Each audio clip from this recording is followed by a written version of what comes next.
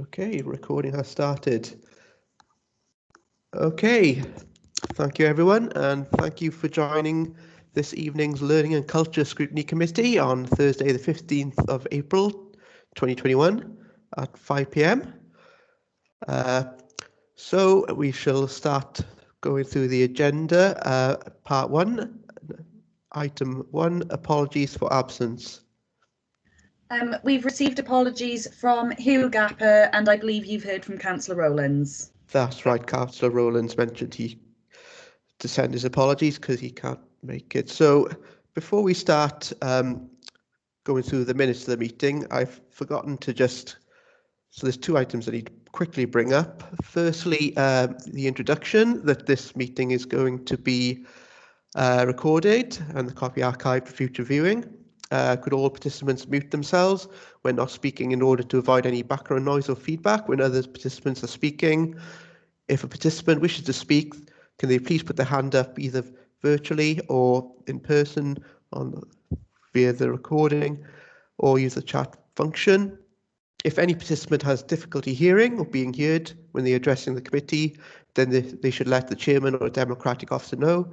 If they have a webcam, then they should try turning this off, as this will help with broadband or Wi-Fi bandwidth, so they can at least be here and be heard. Welcome everyone. And secondly, of course, in the last 7 days, the passing of Our Royal Highness, the Prince Philip, the Duke of Edinburgh. Of course, he was the Queen's consort, and of course, he'll be greatly missed across the country and the Commonwealth. So please, can I ask for all who are present to join with me on behalf of the Council, a minute's silence, starting in a few seconds. So please, can you all mute your microphones and turn off your camera? And I shall see you all in a minute.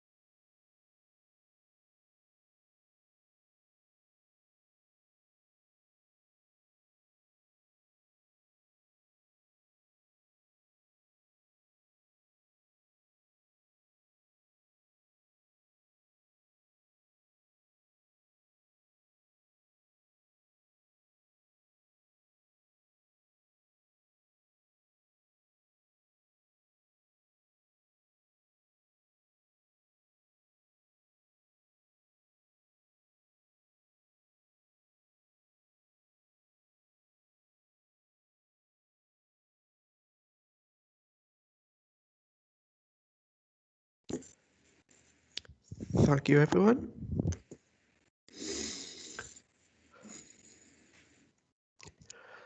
Okay, and without further ado, let's move on to agenda item number 2, which is the minutes of the meeting held on the 11th of March 2021.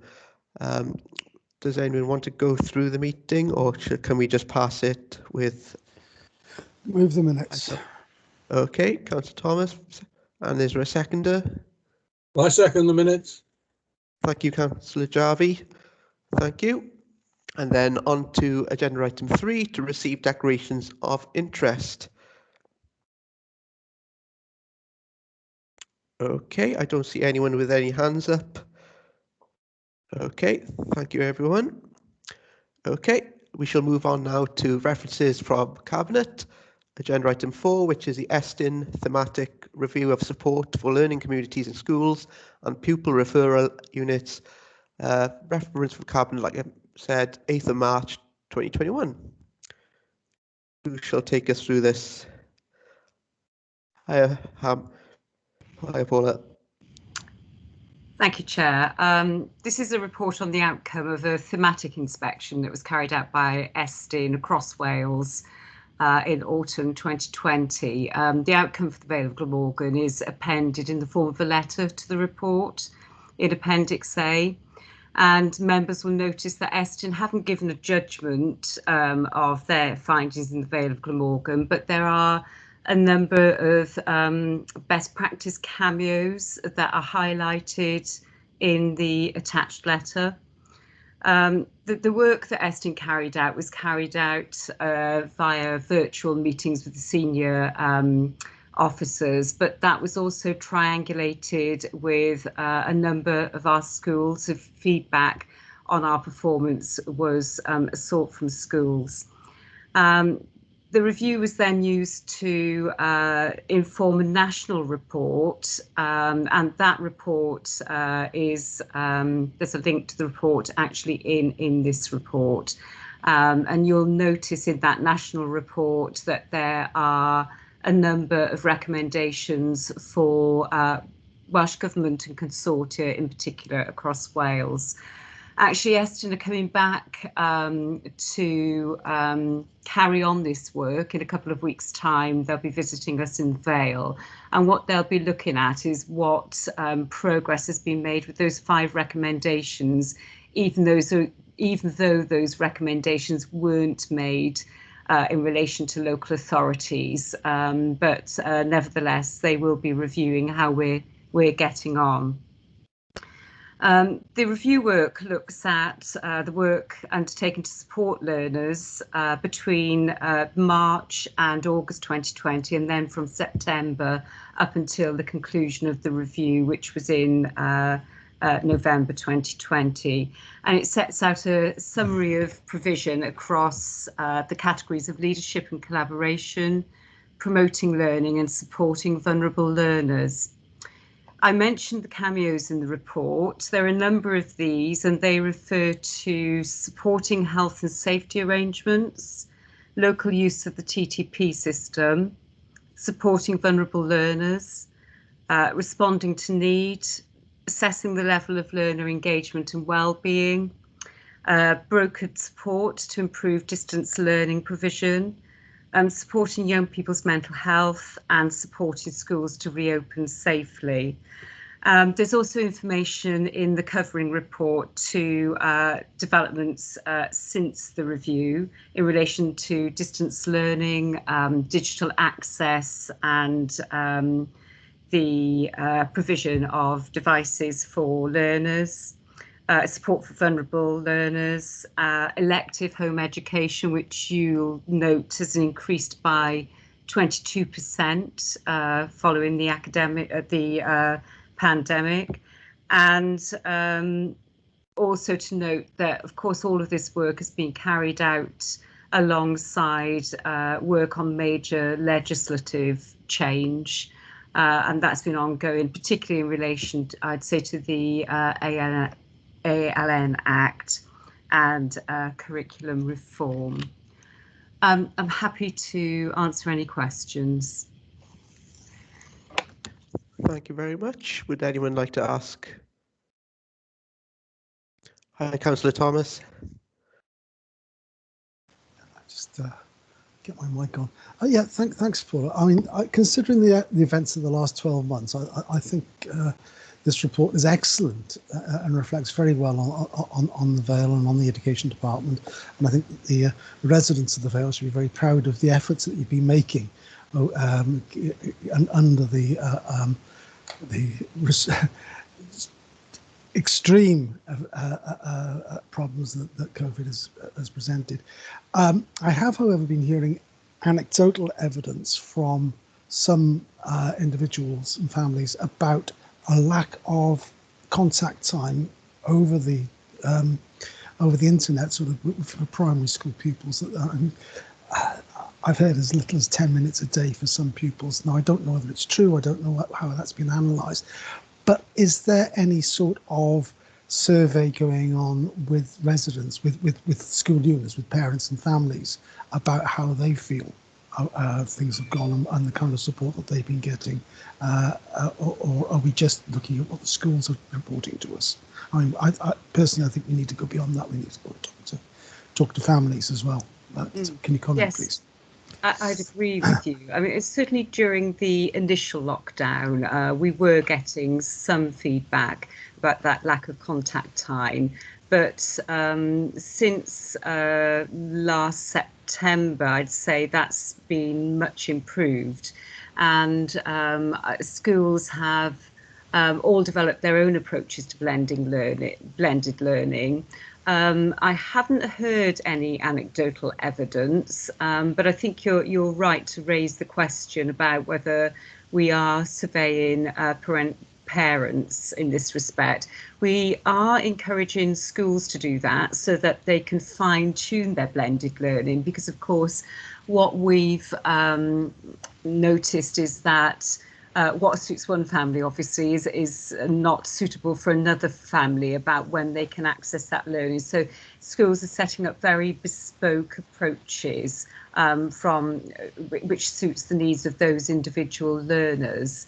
And for some, you know, contact time, digital contact time, some parents are saying, for instance, that's not what they want. So it's looking at those ways in which to engage. So yes, we've encouraged schools to do those surveys with their parents and to use that feedback to refine their approaches.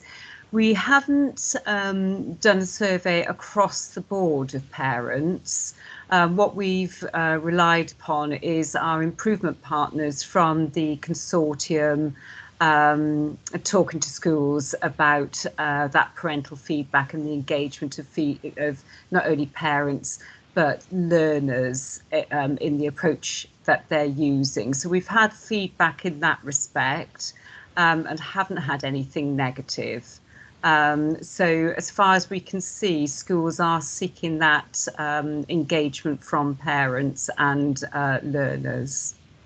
I'm glad that they're doing that. Certainly there are lessons to be learned. I mean, it's unlikely that we're not going to have further episodes of problems in terms of attendance and so on because of the ongoing now endemic illness. And there are, as I say, there are lessons to be learned. There are elements of good practice and elements of poorer practice, I think, that perhaps can be highlighted by inquiry, and I'd urge that to happen and for it to be shared, perhaps with this committee, but shared across the directorate. Thanks very much. We'll certainly take that up with our senior improvement partner. I don't know if Caris is attending this evening, but certainly that is work that I would expect the improvement partners to be doing with our schools. And that's something that we have commissioned. One thing I ought to mention is that you mentioned that there has been good practice. What many of our schools have been reporting, particularly in the secondary sector, is actually where we've had pupils who have previously been school phobic or haven't engaged well in school prior to the pandemic, that actually digital access suited many of those pupils, and their attendance and engagement has improved as a result. So what we do want to do is to look at opportunities for using distance learning to engage with those pupils where that works for them, so to have a more bespoke approach.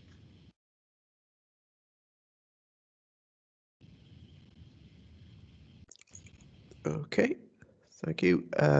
Councillor Burnett and then Councillor Perks.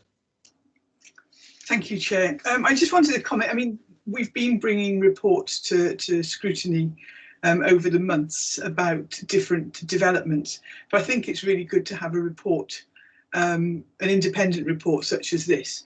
And a couple of things that I found particularly pleasing in this report was how it reflects on the collaborative working between the education team and our schools, that they have become very close-knit in their approach to education, as we've had to, turning things around very, very quickly on some occasions.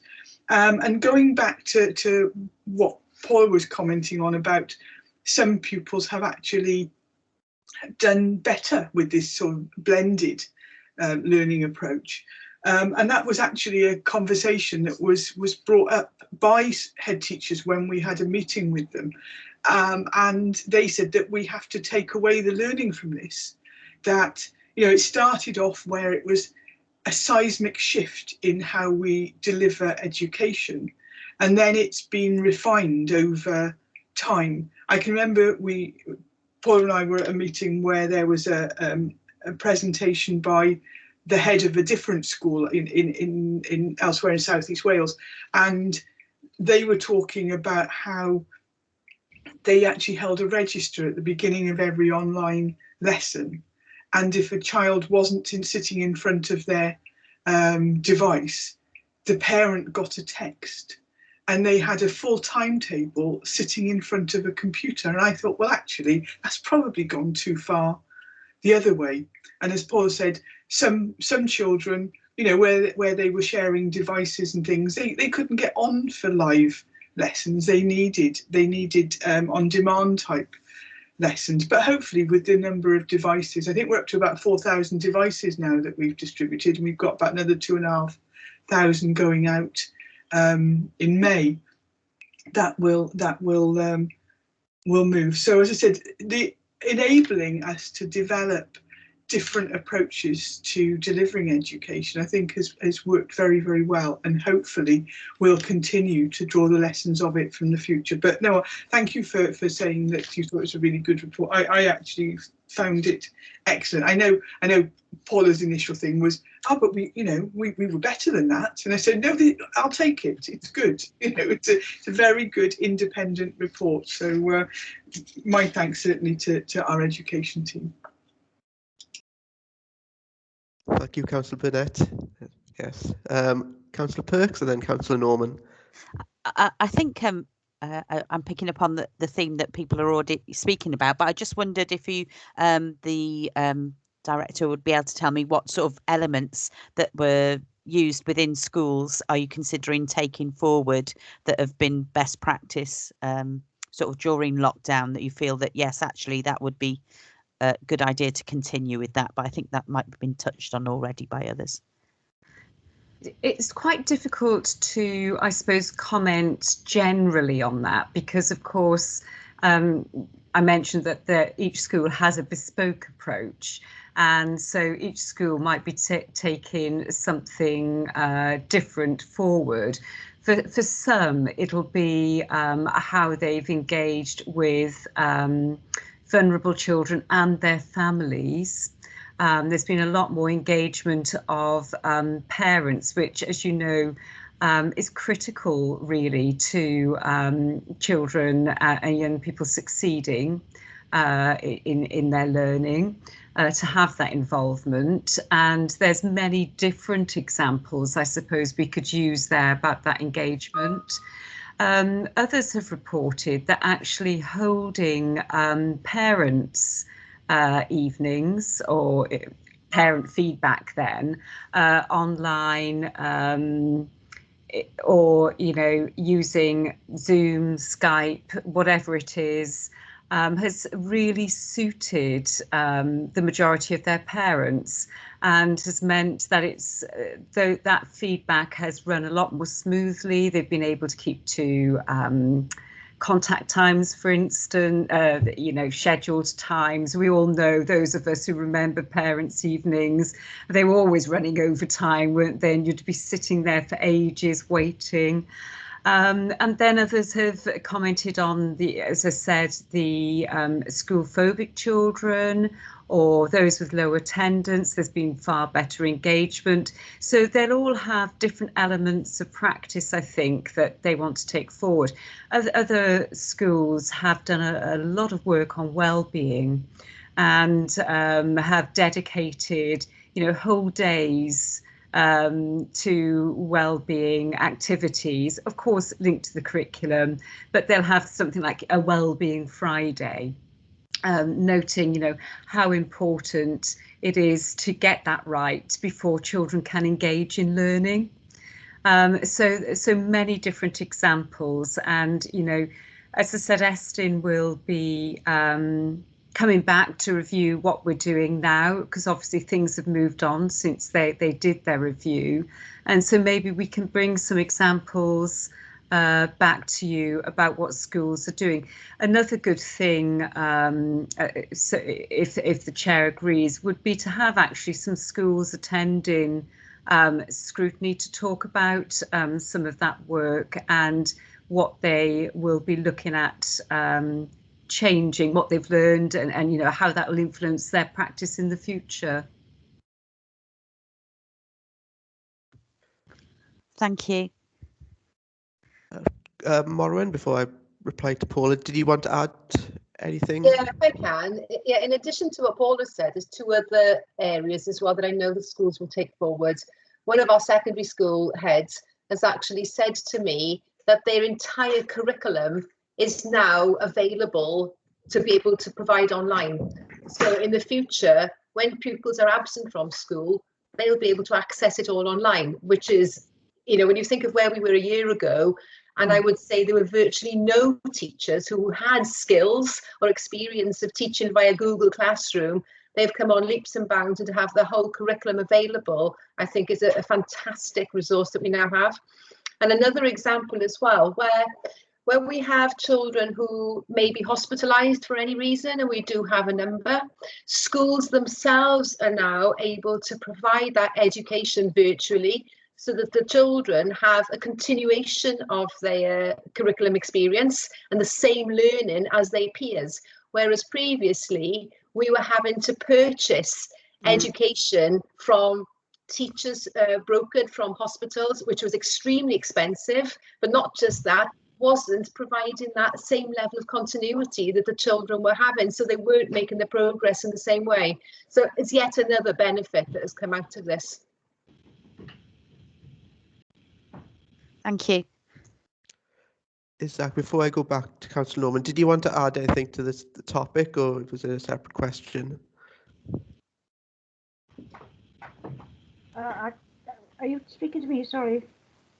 Sorry, Councillor Norman, I was just checking, did Isaac want to... Excuse me, I just want to add to this, about the comment about the strictness of the children actually having registration, etc. Both my elder grandsons had this from their school, and my daughter thought it was fantastic because it meant they got out of bed in the morning, they logged onto the computer, they had their breaks, they had their lunchtime. It was far better than leaving it, like the younger one was in primary school, had to work online, and he could access it when he wanted to. And it was far more difficult to get him to commit than the two older ones who had to, as I say, get up in the morning, log onto the computer, have their registration, and do everything as if they were going to school. She said for her it was far better, and for the children it was far better.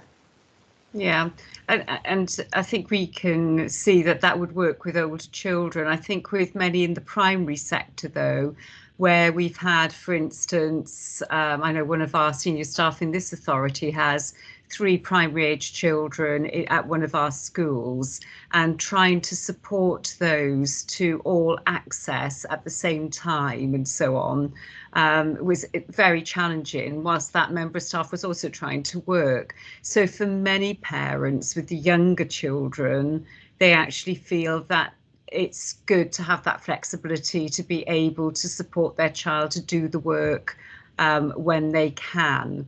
So I suppose it's horses for courses, really, isn't it? And I can see others would see that having that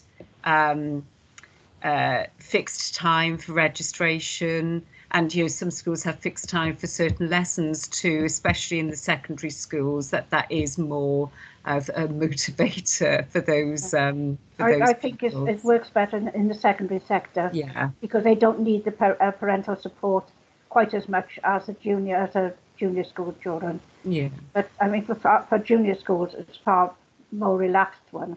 I think for the senior schools, as my daughter commented, it got them into the routine again of learning, which they'd slipped out of on that long break, and they had to get back into it. Thank you. Thank you, Councillor Norman. Yeah, I think that's a great idea to have some of the pupils in to share their experiences what's been happening. Could look into that. Is there anyone else that would like to ask a question or have a comment? Can I add a comment, please? Yes, certainly. Sorry, I'm keeping my camera off because the Wi-Fi has gone a bit dodgy. No problem. As a GCSE student, I can relate to a lot of what's been said, and also as this meeting has taken place on Google Classroom, I've had loads of revision resources put on in the evening from a few of my teachers. So that's one of the definitely good things. We're getting more support from teachers, not just in school time. Obviously, it's not outrageously late, but it's just nice to know that teachers are available later. But one thing that I'd like to, I guess, add is with the parents in secondary schools. A lot of them have found it useful, but there have been a few issues on things like Teams, because I've heard a few examples of parents that might have taken the engaging with learning a little bit too far. So they had, for example, the students' Google Classroom and email on the parent's phone, and they were trying to access live lessons as well as the students. So a few of the teachers in my school in particular were very, very concerned because all the students were there, and there were loads of external people with Gmail and company accounts trying to access the live lessons. So it's kind of like, I think the gift of parents for a lot of people my age has been a gift and a curse. A gift as in they're there to help, but also for some people it's been quite overbearing. Yeah, I can imagine, and that would also raise safeguarding concerns for me, because they really shouldn't be able to access those lessons. So I do hope the school was able to deal with that appropriately. I mean, we do provide a lot of guidance to schools on safe learning, digital learning. And I have to say there haven't been many issues. I hadn't heard about that one, Isaac, so thanks for raising that. But yes, I'm sure the intentions of those parents was good, but you're right, they shouldn't be able to access lessons. Okay, thank you very much. Would anyone else like to add anything? Okay, yes, I was reading through the report and it was great. It was very positive, and through the year that we've had, yeah, it was great work. So thank you very much. Excellent. So are we happy to endorse the report? Do we have a proposer and seconder? Councillor Thomas and Councillor Birch. Okay, thank you very much both. I shall move on now to the next agenda item, which is agenda item 5, which is support for carers in the Vale of Glamorgan, Healthy Living and Social Care Scrutiny Committee, 9th of March 2021. Who should be taking this? Hi, Natasha. Hello. Hi. Hi. Yeah, hi. Thank you. Hello, lovely to meet you all. I think it's the first time I've been at Learning and Culture Scrutiny Committee. I'm Natasha James. I'm the Operational Manager for Safeguarding and Service Outcomes within Social Services. And this report was a referral from our Healthy Living and Scrutiny Committee, just to take note of the annual report that includes some information about young carers and support to young carers in the Vale. It's really just to provide you with an update, and also to provide some opportunity for any questions that anyone may have around support for young carers or any particular updates people were looking to receive. Would you like me to just to kind of give you a bit of an overview of what's been happening? That'd be great. In relation to our Young Carers in Schools programme, that has continued through the last 12 months, and we are increasing the number of schools that are engaged on that programme. I think we've got about 22 schools working towards a basic level, and then there's a further 2 who are now engaged in the achieving beyond the basics levels. More recently, we have worked with Welsh Government in relation to a young carers ID card. This is a national approach. It's being supported through Welsh Government. That young carers ID card will be launched during Carers Week in June. There's some preparation work that has happened in terms of agreeing referral pathways, also raising awareness of the benefits and types of support that young carers can receive through this ID card. In terms of some of our joint working, I think in terms of from social services and through our colleagues in education, we have been looking more recently at our referral pathways and to kind of make those smoother, if you like, and make them so there is one point of entry for young carers and one referral point. So once they have been finalised and agreed, that can also be shared with you at a later date. We are also working with our colleagues in education to ensure that we are able to provide a data set that's beneficial and useful across both of our directorates. And that's to link in with some of the outcomes and educational attainment information that we're required, or that is required in relation to young carers. Some of the other additional supports for young carers has taken place as part of that vulnerable groups or vulnerable learners work as well, where they've had one-to-one support where necessary or doorstop visits, and looking at additional supports they may have needed in the past few months. We work very closely with the YMCA, and they have also expanded and adapted their offer of support during the last 12 months, but have continued to work and offer support with young carers. Okay, I don't know if there's any other specific questions that people would want to ask. I can see. No problem. Thank you, Natasha. Okay. Councillor Thomas, your hand up. Yeah, pretty inevitable. Certainly, that I'm partly responsible for instigating this report coming here from Healthy Living Scrutiny Committee, because in my other hat I was there and pushed for it, and as I did the last year when it first came to us. It's pleasing to see the progress that has been going on over the last 12 months, Natasha, particularly under COVID. My concerns are, though, that whether all schools are now actively pursuing and identifying young carers within their body, and also whether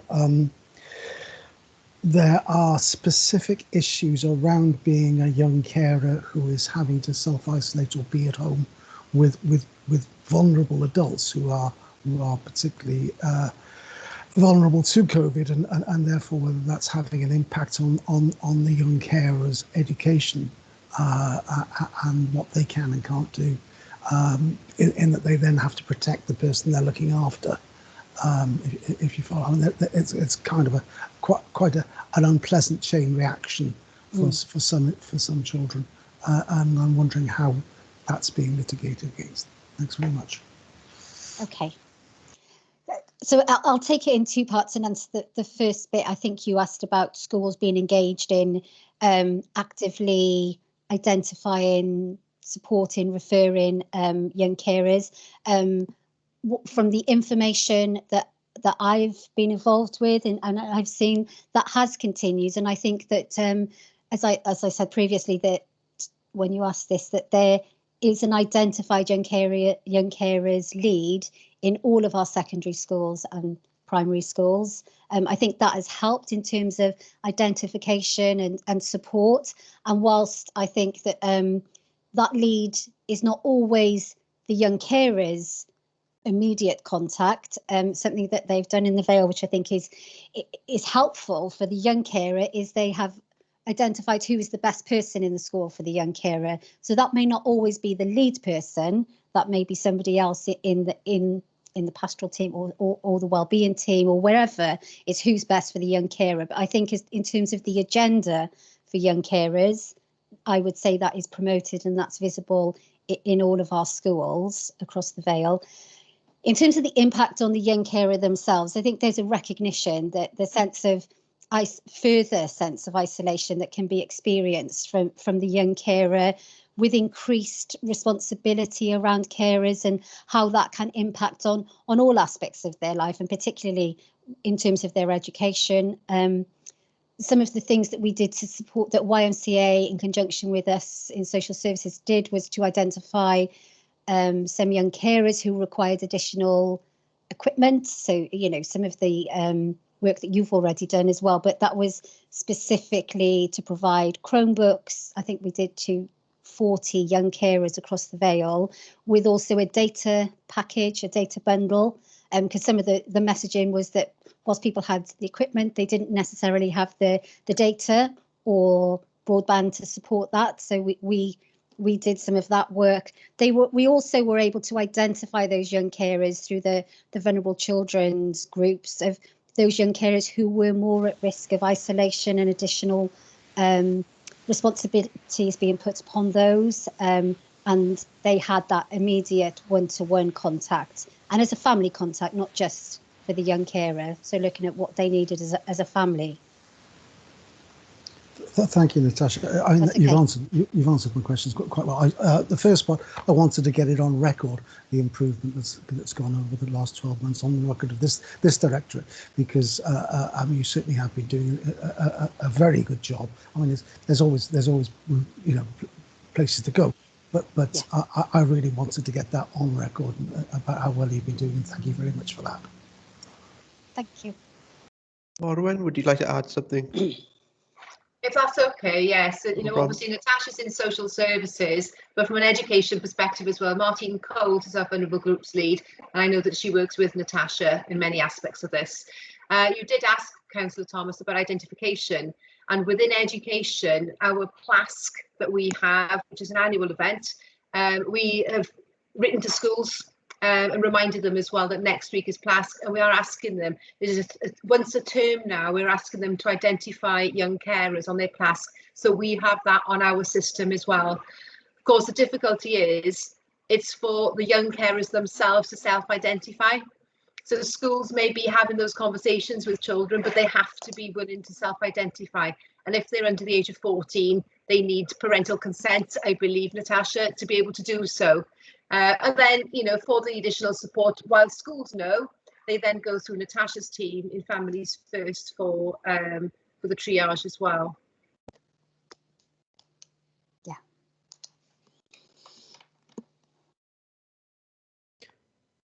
Thank you. Councillor Norman, did you want to ask a question, or Councillor Thomas, if you have something to go back? I did, but it was answered at the end of of what was said, what Natasha said. I was just concerned about the mental welfare of young carers when they're in isolation.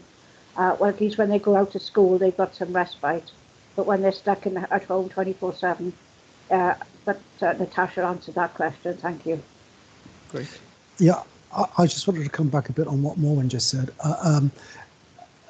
I fully support actually what you said. And one of the difficulties that was identified in healthy living scrutiny was that a lot of people don't know that they're carers. They don't recognise that label for themselves. They just think, oh, I'm just doing what I've got to do, what I'm supposed to be doing. Especially kids, because they've grown up quite you know, that's their normal way of living. They don't know that there's a label applied to it, and therefore they don't know that they qualify for help. And really, it's getting that message across through the schools to those individuals, saying, well, actually, you do qualify, you do need some support, you do need some extra bits that we can give you. So, and encouraging them to sort of recognise that. That's the difficulty, I think. There's a disconnect between, yes, you're a carer, and the kid saying, oh, am I? You know. Okay, yeah. Thanks very much. David, did you want to add? Yeah, just to say that I sit on the the Families First Management Board, and we had a presentation this week from the YMCA about the work that they've been undertaking over the last year with young carers, and it was, you know, very striking the amount of support that had been given to young carers during the lockdown period, and how creative the team had been in providing that support, obviously in difficult circumstances, and the growing number of children and young people that were accessing it as well. So and we did explore all these different conversations around identification and recognise it's a complex situation. But the pleasing thing was that the feedback was that there was more of a push from all sides in terms of identification, including schools, and referral pathways and things like that were improving. So I think there's always Councillor Thomas, isn't there? Lots more to do, but I think it's very, very much on the right track, and I think things have progressed a lot in the last year. Thank you. Great, thank you, David. Excellent. Would anyone else like to comment or add anything, or ask a question? Okay, great. Thank you very much, Natasha. Are we happy to endorse or comments? Do we have a proposal? Happy to endorse. Thank you, Councillor Parker and Councillor Thomas. Thumbs up there. Thank you very much. Okay, great. And we're on to the final reference now, which is the review of statues, monuments, street names and building names, review panel's terms of reference from Cabinet, the 22nd of March 2021, agenda item 6. Hi there, Tom. Good afternoon, Chair. Good afternoon, committee. Good to see everybody. This, as you say, is a reference from Cabinet from their meeting of the 22nd of March. It's relating to the terms of reference for the review panel that we discussed at a previous meeting of your Scrutiny Committee, Chair. And the report was taken to Cabinet and endorsed and referred here for your consideration and information. As I've said at previous meetings on this subject, Cabinet are committed to keeping Scrutiny Committee updated throughout the review, so this is part of that regular series of updates. The report to Cabinet was prompted following the first meeting of the review panel. The panel met on the 2nd of March, and the item of business for that meeting was to discuss the terms of reference and as we've talked about at committee previously, the way that the review is actually going to be conducted. And the review panel made some recommendations up to Cabinet for their consideration, and that resulted in some changes to the terms of reference for the review panel's composition, and they're outlined in the Cabinet report. And just a very quick summary of those. The Cabinet suggested, the panel suggested to Cabinet, who approved, that we would remove the standing member of the panel from a local history society. You'll remember that the panel are able to call for evidence from a series of different people, and the panel felt that it was appropriate to do that. And it would also extend the panel's membership to include a representative from each of the council's political groups as well. So that was done to demonstrate the breadth of the commitment from across the organisation and the involvement of as many elected members as possible. And subsequent to Cabinet approving that, Democratic Services colleagues had been working with the political group leaders to begin identifying the representatives from each of those groups, and as soon as that's concluded, we'll convene another meeting of the panel. So I wanted to give you an update on those things, and in addition to that, the leader and deputy leader considered that it would be useful for them to come off the panel, so that it would give an element of independence to the panel's work. Committee will remember that the panel is there to make recommendations to Cabinet. It's for Cabinet to consider those recommendations and take decisions, and that would also have the benefit of keeping the work of the panel focused, whilst also enabling us to extend the political involvement to other group meetings. In order to accommodate that, we've made some changes in terms of how the review panel will be chaired. You'll remember that previously the leader of the council was chairing the review panel, and in future that panel will be chaired by a member who is elected by a simple majority vote at the first meeting of the panel's meeting.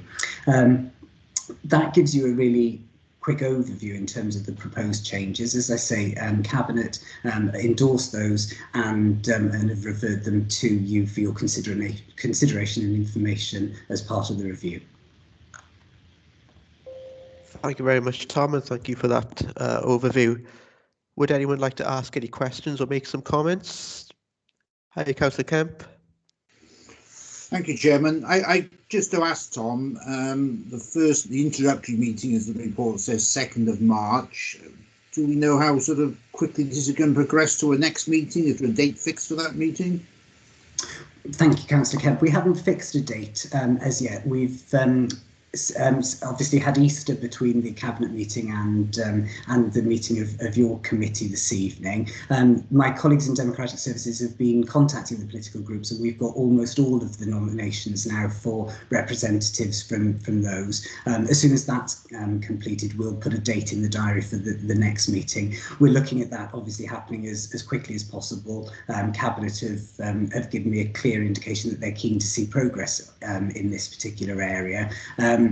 So that panel meeting will be put in the diary quickly. We obviously haven't stopped receiving representations.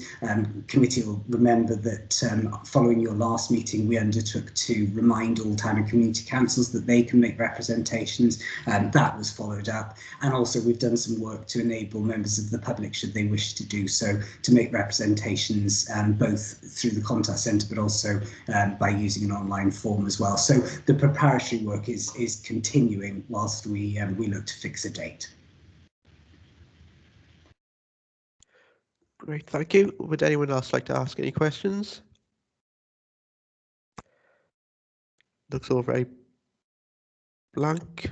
I quite like the changes, to be honest, that have come through.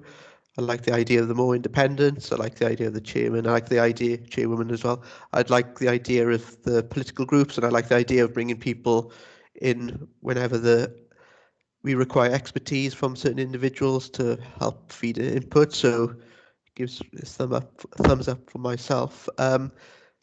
If there is no other comments, are we happy to endorse this reference from Cabinet? Councillor Parker, thank you very much, and Councillor Perks, thank you very much. Thank you all. Thank you. Thank you very much, Tom. Thank you. Okay, and now we're on to agenda item 7, which is a report from the Director of Learning and Skills, which is the Welsh Public Library Standards 2019-2020. Hi, Christopher. Hello, can you see me? Yes, and hear you fine as well. Good. Thank you. Okay, I'm the Library Services Manager, and I've come to this committee a few times to report on library standards. It's a requirement of Welsh Government, in fact, that we do bring this to the attention of the Council every year. So a bit of an annual one for those of you who've been on this scrutiny committee before. You'll have read the report, I'm sure. Just to give a bit of context, really, I'd like you just to know that it says there in outline that we've got 6 of the 9 quality indicators this year. In terms of how that looks across the board, no library authority in Wales had all 9. I think about 4 authorities had 8 quality indicators, and 4 authorities also had only 3. So we come pretty much dead bang in the middle, really. It's my usual way to explain where we've fallen down on our standards a little bit, or what we could do a little bit better. But I've also got a presentation with you just to highlight what we've been really positive about during 2019-2020, and I'm bringing that up to date as well by showing you what we've been doing in the current pandemic year. So just to very quickly answer maybe some of the questions you have about the standards we didn't achieve. Well, the 2 most challenging ones are the ones on acquisition and the ones on staffing. Only one authority in Wales got the standard. Oh no, sorry, 5 authorities in Wales got the standard on acquisition, which is really either the amount that we spend on books and other items, or the total number of items per 1,000 population that we purchase. In terms of the ranking, we come 6th in Wales, so we're just under that level of meeting that standard. And for Chris, the can I ask, are you meant to be sharing your screen at the moment? Because I understand you have a presentation. I will share my screen, yes. Okay, no problem. I'm not actually using the screen yet, but I will share it just to have it there. There you go. It's much better than looking at my face, I'm sure. So yes, I don't have this on the screen, but just setting out that the most challenging are acquisitions and staffing. Only 5 authorities met that acquisition standard, and no authorities met the staffing standard, which is the most difficult one to meet. So in terms of those things that were positive this year, I will just move ahead. Hey, our library services are positive in so many ways, in particular the services we provide to users. And that's reflected in the next screen, which I'll bring up in just a second. But we work with a huge range of partners. We provide a huge range of services. We focus very much on bringing people into buildings and dealing with them directly. And in all the work that we do, we attempt really to provide a really broad service to people. And that will come out in some of the slides that I'm going to show you in a moment. First off, it's well worth noting that we're 2nd in terms of active borrowers in Wales. And we've gone up about 4% over the previous year. It must be said that a significant number of users came in that year to pick up recycle bags. It was a very big year for a changeover of recycling systems in the Vale, as you will know, and that created quite a pressure on our staff, but we were up to the challenge. But many of those users also converted into new library borrowers, because our borrowers went up by 4%. And we were the 3rd highest authority in Wales in terms of visits per libraries. So those are all positive things, and some of the reasons for this is our good stock selection. We have a very positive book budget.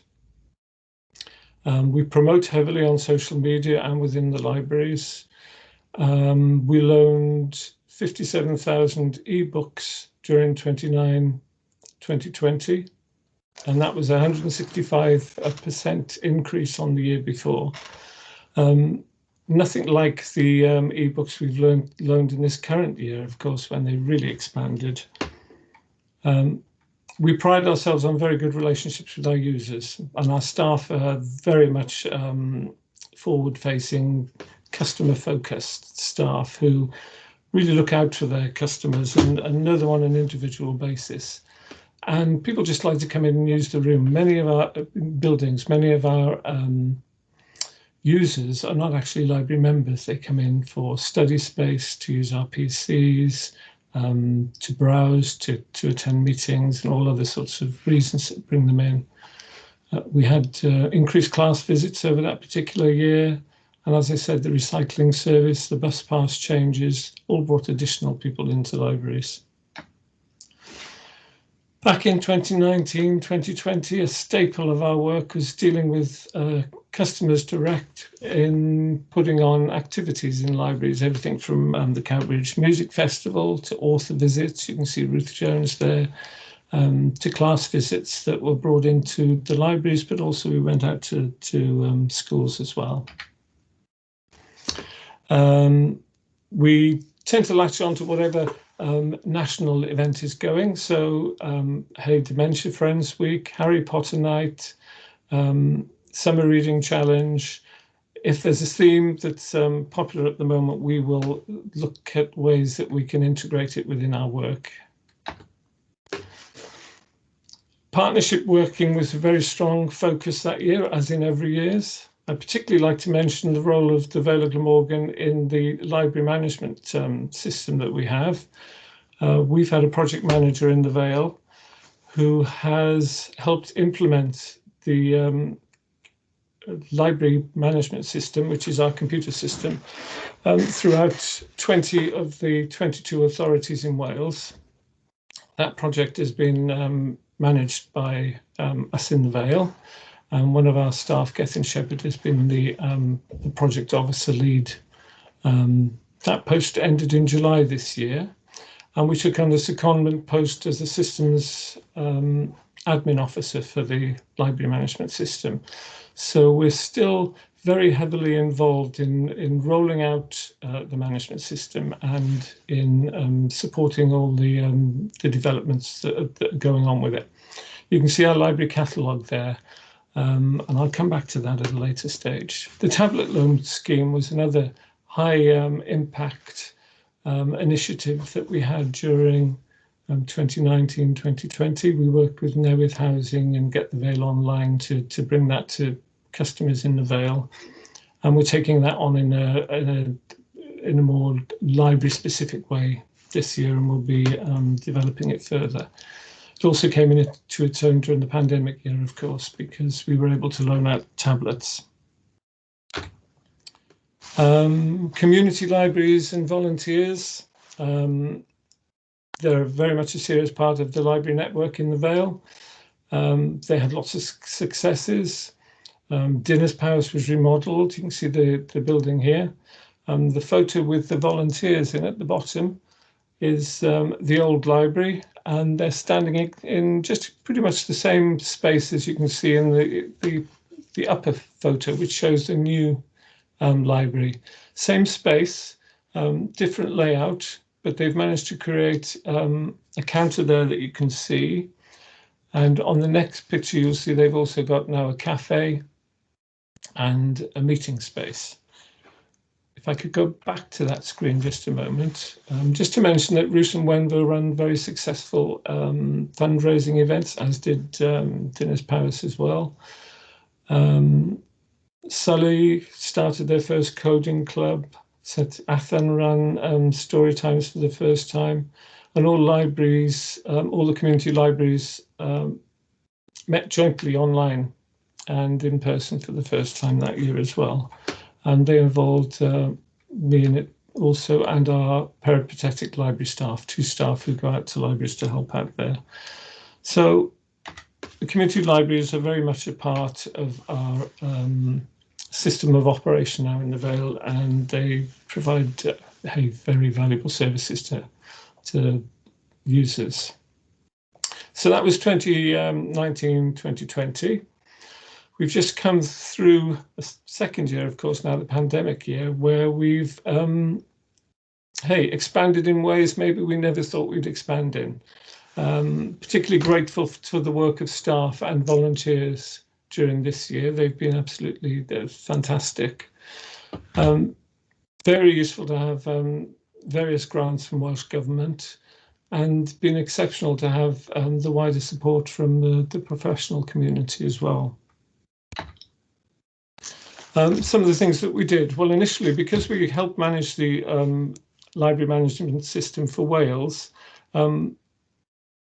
we could, with one click, really make some changes that otherwise would have taken 20 other authorities, their individual staff, to do. So overnight, we were able to extend loans, suspend fines and charges, and we set up an online joining page on our website so that people could join online.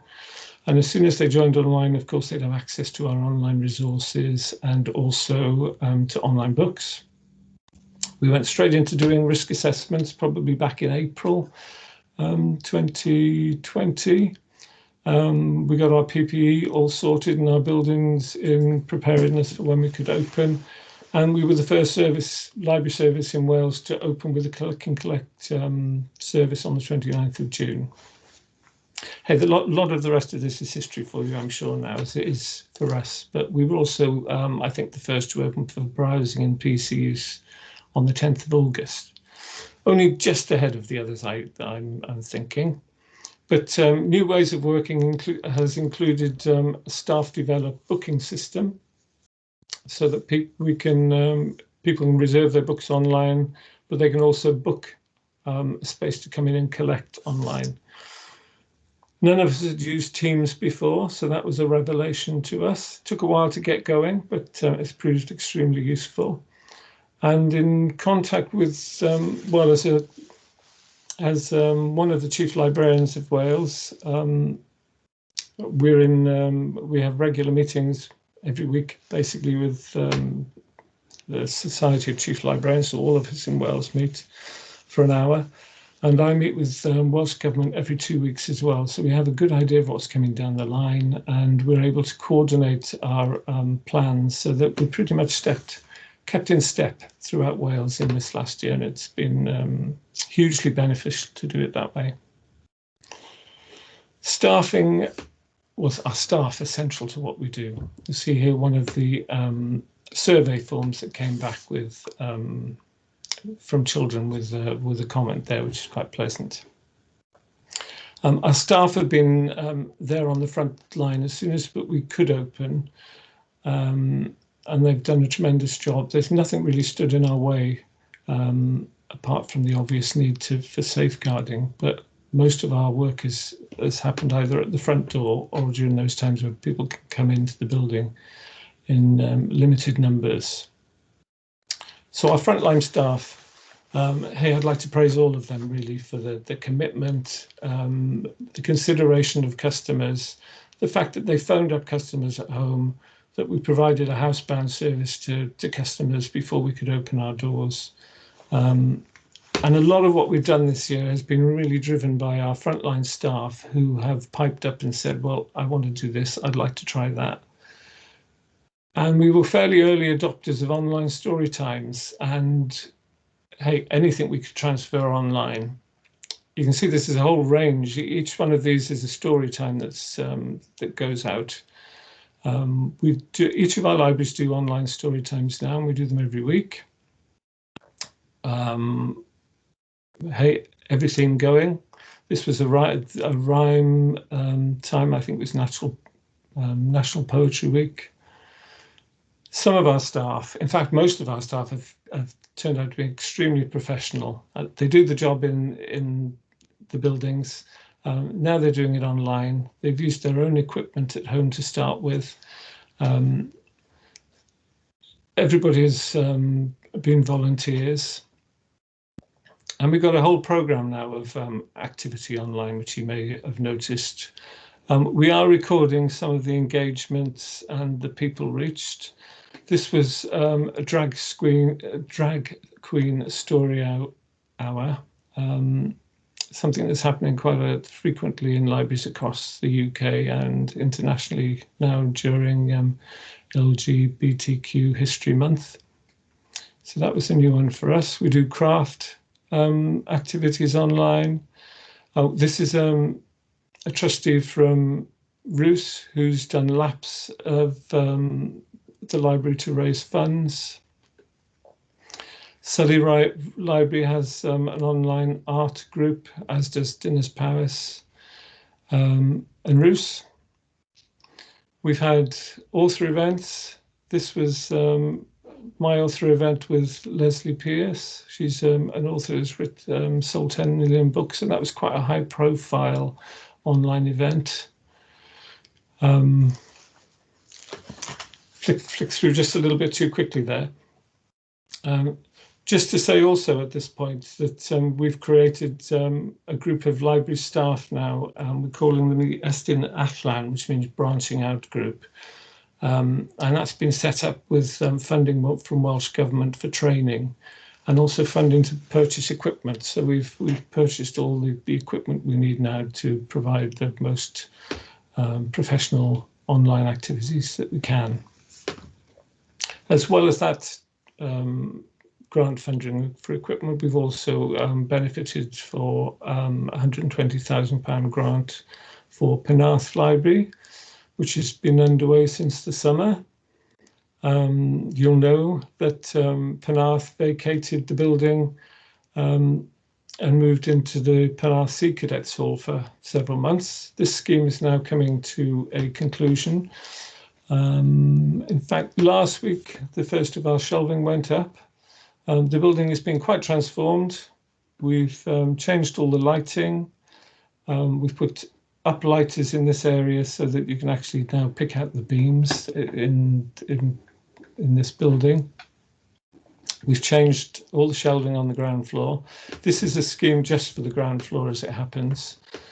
We undertook refurbishment of the first floor last year. This is one of the tiles that was previously covered in paint that we've now recovered, restored. We're also looking at recovering the some of the elements of the stained glass window that you see in Penarth as well. And going through in this direction, we now have a maker space, which is fully fitted out.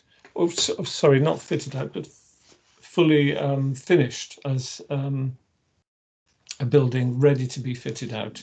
In the makerspace, we'll have all sorts of technology and tools that people will be able to come in and use. So Penarth is on the verge of reopening. We're looking at reopening on the first week of May, so that'll happen very soon now. Forward plans. Well, imminently we will be launching our mobile library app. The app will allow people to search for books in the library. It'll also, if they're out at bookshops, allow them to scan an ISBN barcode on a book, and that will tell them whether there's a copy in the library or not. Of course, they'll be able to reserve the book online. They'll be able to go into their own account to look at whether they have holes, whether they have any charges due, etc. And as well as reserving physical books, they'll be able to download ebooks, e-audio books, and so on. We'll be launching the Libby app very soon. These are online audiobooks and magazines, and we'll be introducing to that press reader, which will provide free most of the national newspaper, well, all the national newspapers in the UK and many of the papers from abroad as well. So that's coming in imminently within the next month.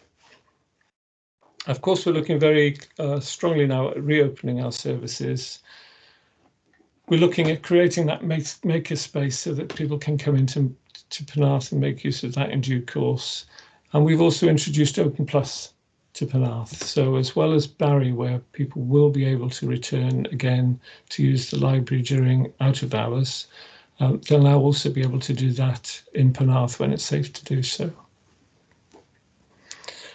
So that was my, very quick presentation. I'm going to unshare my screen now and be happy to take any questions. I apologise, that was fairly quick and thank you, Chris. Rather full of photos. Right on the money. Hi, Councillor Thomas.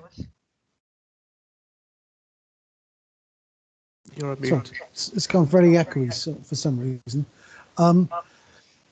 I was going to ask Chris Edwards, this Open Plus thing. I'm aware that the library's been closed and there's been a satellite one operating from the Sea Cadets hut up the road.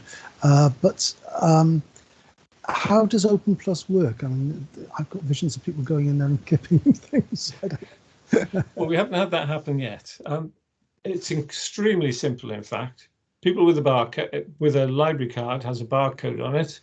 They present the barcode to the panel outside the door when the library's closed and staff have gone home.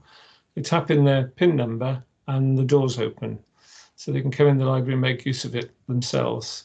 Now, before they do that, of course, they have to, apply is probably the wrong term, but they need to come into the library and we explain the system to them. We walk them around the building. We explain any emergency procedures to them. This is for adults only, but if you're an adult, you can bring a child with you. and you have leave basically to use the library. We've got self-issue machines, so you can go into the building. You could log yourself onto a PC to make use of PCs. You could browse for books. You could loan a book yourself. A lot of students made use of it in the year before the pandemic to come in the evenings because, hey, it's quiet, fewer people using the building.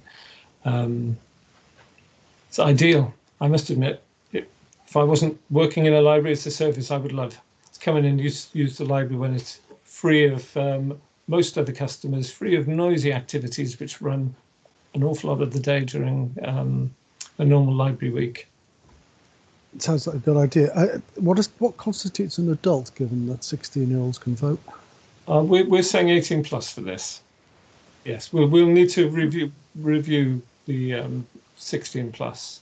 Yeah, I think so. Thank you. And just to say, just to explain, we're not offering Open Plus at the moment. Hey, we will assess when it's safe to do that. Thank you, Councillor Thomas. Councillor Perks. Oh, thank you, Chair. I'd just like to sort of thank sort of the library service for the excellent work that they undertake and sort of the excellent partnerships that they carry out as well, both in the library and outside of the library. I recognise sort of the work that you do. Well, I did have a sort of one question. I don't know whether you can answer this. Is around, do we know what sort of uptake we've had around the online story times and things like that for children and things? Would you have that sort of information? We have them on individual story time, so we're making a record of how many people are engaged. How many people we notice on screen when the event is happening, but also looking at how many people look at the recording. And we can only keep the recording for a certain while because the books are usually covered by copyright. There is a national group at the moment looking at how we can capture this information properly and do it in a consistent way across the board, so we're all counting the same figures. And we have a member of staff from the Vale on that group at the moment. So it's a developing thing, really. Oh, thank you very much. I think it's it's something good, isn't it? That, sort of while the children were all at home, to have the online story time was probably invaluable to many parents and children alike. So yes. Thank you for all that. Yeah, it's not going to go away either. We're going to keep some of this work up for sure. Yeah, thank you. Councillor Burnett. Thank you, Chair. It was very much a whistle-stop tour, and I think in some ways Chris underplayed dramatically the huge efforts that library staff have put in over this period. The levels of innovation and creativity that they've demonstrated over this period in terms of, well, okay, we can't do that, but how about if we try this? And that has constantly been the theme of people working within the service. So, I think it's fabulous. But the other thing, and they kept it very quiet, and I only found out a couple of weeks ago that they didn't rest on their laurels. They also said, well, can we help elsewhere? And we've gone on very much about the, I think it's about 50 million in business support grants that have been processed. So library staff actually volunteered to be repurposed into helping that effort as well to keep our businesses afloat. So they were super flexible and they went off to the library service and did some stuff, and then they came back in and supported the finance and regeneration teams in the monumental task that they had. So what I like about these meetings being recorded is I would like to certainly put on record my huge thanks and admiration to all the efforts and the way in which library staff have supported our communities throughout what has been quite a lonely time for many. They've been a friendly face on screen for them. So huge thanks from me, Chris. Yes, thanks I did underplay that, Liz, so thanks for pulling me up on that score. Staff really did learn new skills during this period and have done just an amazing job, really.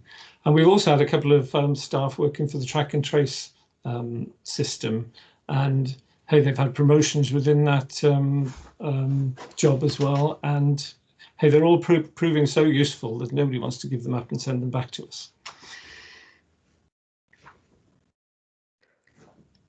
Thank you, Councillor Burnett. Would anyone else like to add or ask a question? I'd just like to say thank you very much for the support and the work that's been done in the village I lived in as Powys, and the work with the library there. That's been really great work. Thank you very much. Would there anyone else? If not, we have two recommendations. One, that we endorse the annual return for the report for 2019-2020 and to submit, which has been submitted to the Welsh Government, and then that members note the current and anticipated performance of the Library and Information Service in relation to the Welsh Public Library Standards Framework. Is anyone happy to propose? Yes. Thank you. And Councillor Birch, seconder. Thank you very much. Thank you very much, Chris. Chris, thank you very much for the report, your work, and the presentation you gave was very comprehensive. Thank you very much. Thank you. Okay, with that, thank you very much, everyone. We have agenda item 8. I have nothing urgent, and agenda item 9, I don't either. So thank you very much, everyone. Thank you for attending. Thank you for your participation, and have a good evening. Thank you.